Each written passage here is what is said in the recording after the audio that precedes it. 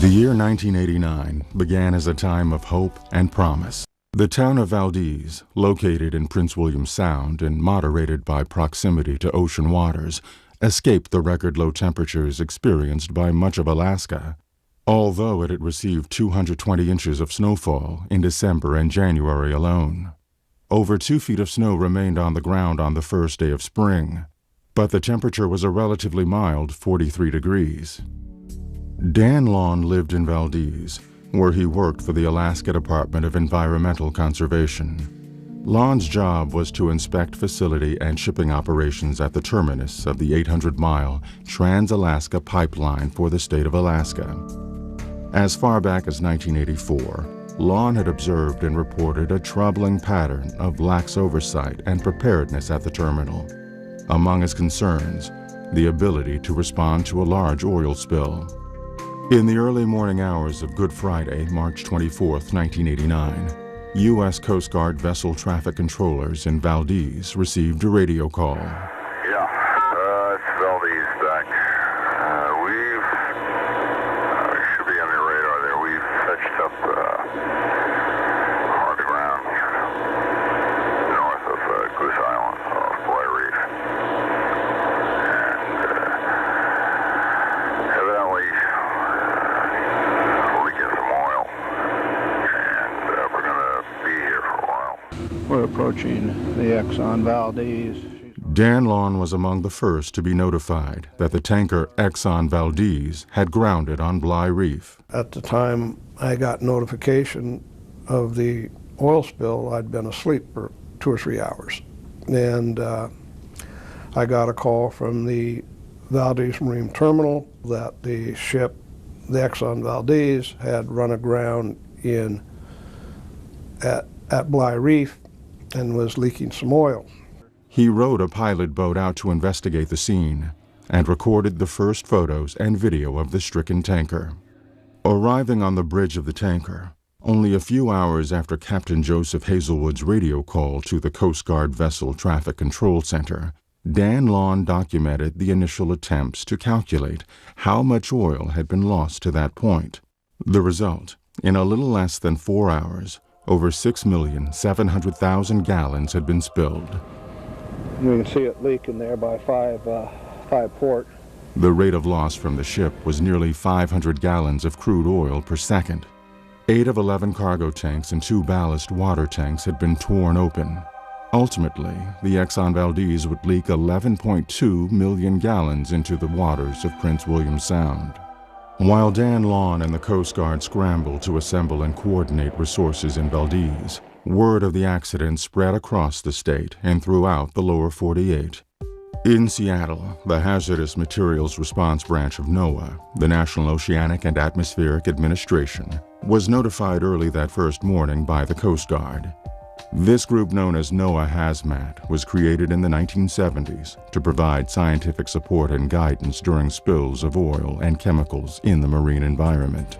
Once characterized in a Seattle newspaper as eco-cowboys, NOAA Hazmat had established a reputation for rapid scientific response to environmental disasters.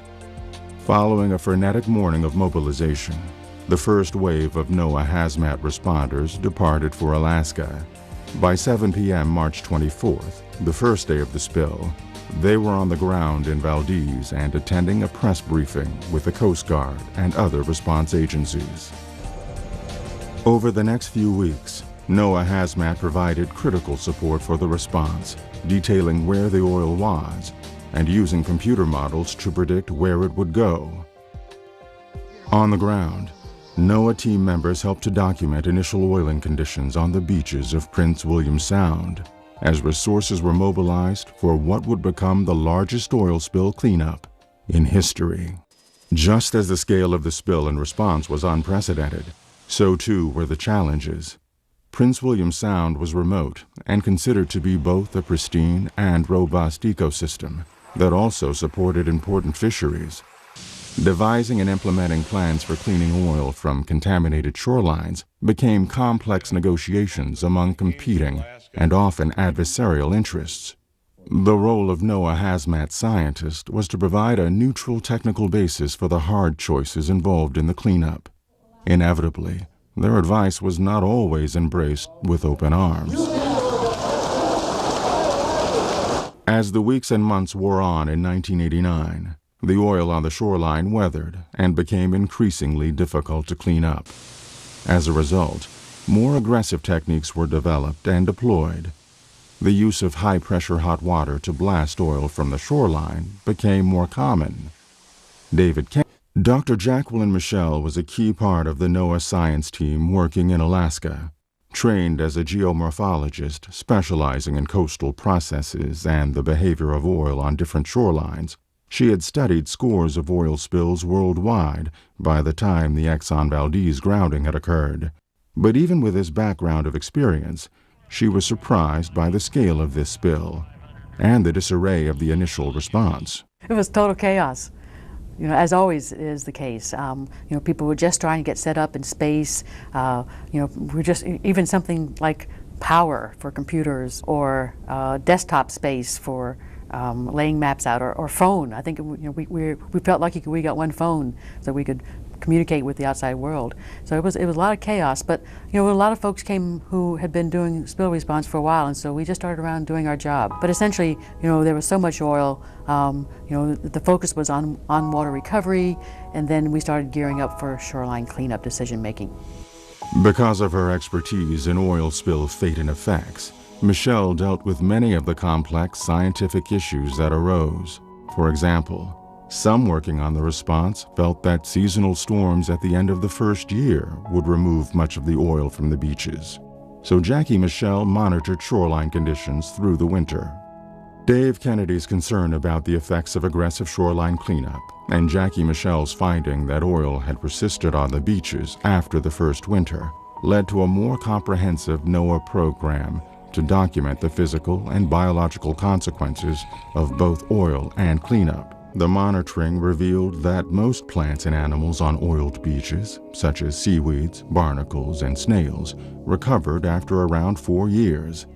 But ongoing studies have shown that pockets of oil remain on some beaches, persisting far longer than many had expected. Continuing research aims to determine just how harmful this old oil might prove to be. NOAA Hazmat used the results of its studies to improve the guidance it provides during oil spill responses. In addition, the rare opportunity to study an area affected by an oil spill over many years has contributed to our understanding of how a complex ecosystem like Prince William Sound's responds to disturbance, especially in the face of other large-scale changes in the marine environment caused by climate change, sea level rise, ocean acidification, and cataclysmic events like tsunamis and hurricanes. 20 years later, the Exxon Valdez spill still means different things to different people, and it endures as a source of controversy, even as it recedes into history. There's still oil in Prince William Sound 20 years later, and in some places quite a bit. It just happened to be the Exxon Valdez. It just happened to be Exxon's ship. It could have been Arco's, it could have been BP's, it could have been anybody's ship. The reason the spill occurred is the system had deteriorated to the point where oversight was lax.